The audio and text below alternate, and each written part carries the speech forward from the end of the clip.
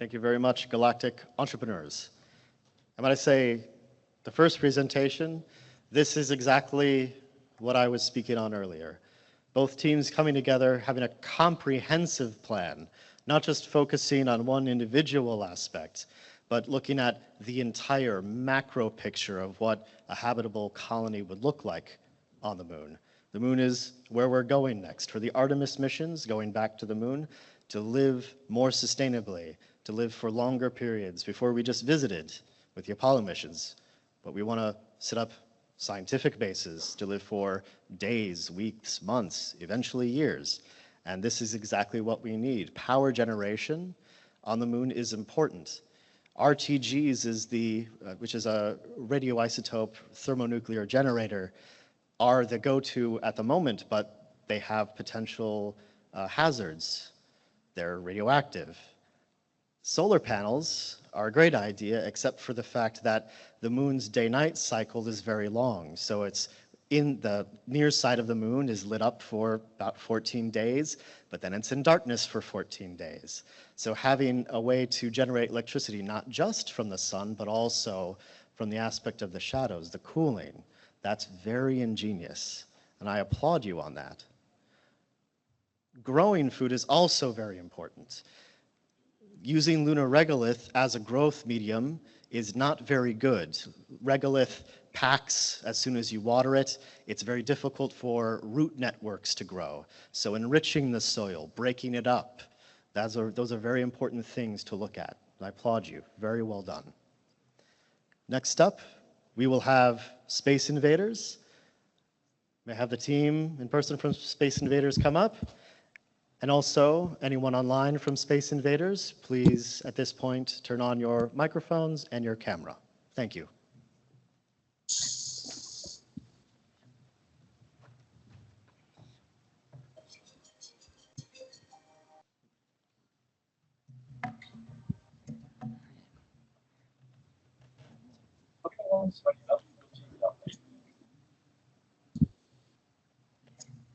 Hello, we are Space Invaders. We are going to introduce all members. My name is Marato. My name is Sosuke. My name is Rio. My name is Ryuki. My name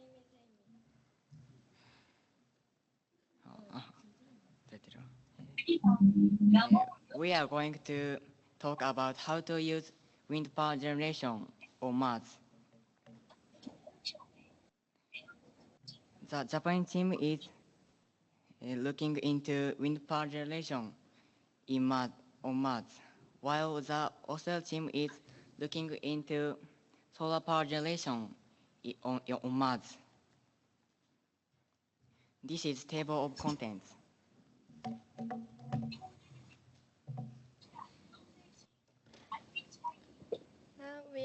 Now we are going to talk about a type of wind turbine. We are going to make a wind turbine which is a hybrid of the Darius and the Savonius turbine. The wind turbine's name is dual-axis vertical wind turbine. We use this turbine is usable regardless of wind direction, and heavy objects such as generators can be placed near the ground, resulting in a stable structure. Next, we are going to talk about material. We use para-aramid fiber for the blade. It is very strong fiber. That is even used helmets and bulletproof vest. Next, how much power can be actually obtained? Now let's quiz. Which one generates more electricity per 1 yen? A. On Mars using a dual-axis vertical wind turbine. B. On Earth using a propeller-type wind turbine. The answer will announce later.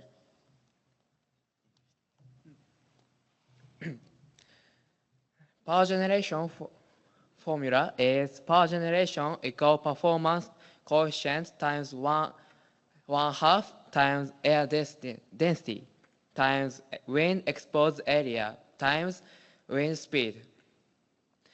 I researched which would be more efficient generating electricity on Mars with dual-axis wind turbines or using propeller-type wind turbines. Efficiency was defined as the amount of electricity generated divided by the cost. We were calculated based on this assumption. First, the dual-axis wind turbine is 3 meter tall with a diameter of 1.5 meter. Second, the propeller-type wind turbine is 125 meter tall with diameter of 85 meter. Third, the wind speed on Mars is 6 meter per second. Fourth, the wind blows continuously. Fifth, the value of pi is 3.14. Calculation indicates that dual-axis wind turbines on Mars can generate 0.11995 kilowatt per yen, while a propeller-type wind turbine on Earth can generate 0.02248 kilowatt per yen. And the answer is on Mars using a dual-axis vertical wind turbine, it can generate electricity more efficiently than a propeller-type wind turbine on Earth.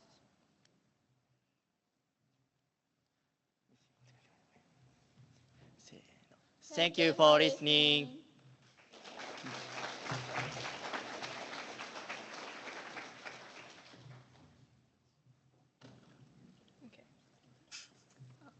Hi, we are the Australian team of Space Invaders, and our project was to research renewable energy to support life on Mars.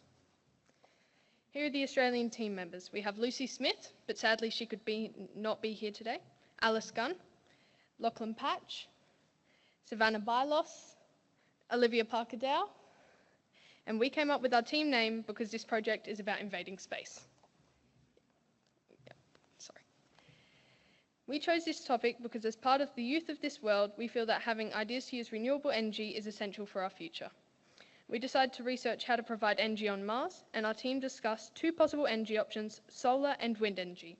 Then each team chose an energy source to base their research around. We, the Australian team, chose to do solar energy, and the Japanese team chose to do wind energy. Now I'll pass on to my teammates in Australia. Firstly, we needed to explore the wider topic of solar energy. Savannah researched what solar energy is and how could it be used on Mars. Then we needed to find out what materials are compatible with the environment on Mars. Lachlan researched this. Then we researched how to build the solar panels. Olivia completed this. We needed to take into account the dust storms on Mars and that dust on the solar panels would reduce their efficiency.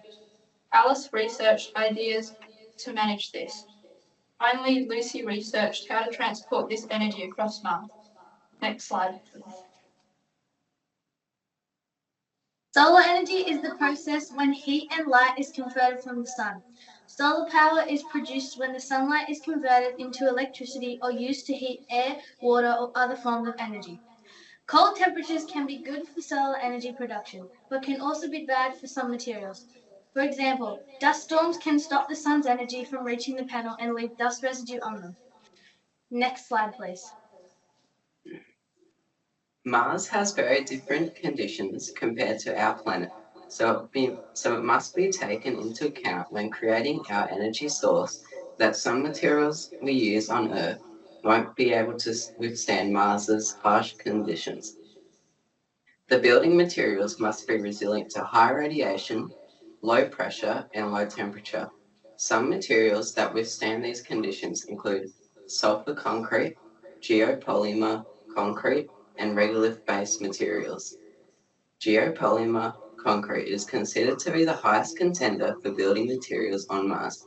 This is because of how sturdy it is and the fact that it can be made out of resources found on Mars. Geopolymer concrete is made out of an alkaline solution instead of traditional water and cement that we use on Earth, and aluminosilicate materials such as Martian soil. Next slide, please. Mars is an extremely dusty planet with frequent storms, which can result in leaving dust on the solar panels. Different suggestions on how to remove and stop dust particles have been proposed. One is sand exfoliation. This involves lifting sand above the solar panels, and the sand blows across the surface and bumps into the dust particles and then removes them. This process saves power and uses Martian wind energy and Martian sand. The next one is the electrodynamic dust shield. This generates a non-uniform electric field over the surface which repels dust. The solar panel would have to be inclined for this to work, and as an example, to protect the solar panels on my house, which is an average domestic house, it would cost approximately $1,652 AUD. The EDS requires low power to operate. Next one is the hydrophobic coating, or the HH coating, which is a protective barrier that repels water and prevents dust buildup. This coating is durable, but needs additional help from either the Martian wind or tilting the solar panels. It does not need a power source to work, however, they need to be applied and reapplied approximately every 3 years. And as an example, the potential cost of applying this covering to my house would be $200 AUD. Now, I propose a rotatable solar panel that will follow the sun and then turn itself upside down overnight to protect its surface from dust. This idea would use a dual-axis sun tracking system, and this panel could also be installed with one of the previously stated methods to decrease dust buildup. All of these proposals are not entirely efficient and will require human assistance to clean dust off the solar panels periodically. Now I'll pass it back to my Australian teammates. The radiation on the surface of Mars makes it increasingly hard to transport energy across the planet. The most efficient way to transport the energy would be to use power lines covered or coated in titanium or stainless steel. For both of these metals withstand radiation on Mars, it is best to build these power lines close to or into the ground so they are less likely to be damaged by the natural elements on Mars. We would also need to be able to store energy in places across Mars. To do this, we can use batteries and fuel cells. Next slide, please. Our research explored the concept of energy on Mars. We learnt teamwork and cooperation, how to work together and collaborate on a task and achieve a common goal. We improved our communication skills through conversing with our Japanese counterparts and discussing our project as a group. We discussed new ideas and solutions and explored our passion for space exploration and learning. Thanks to everyone who made this possible. Thanks for listening.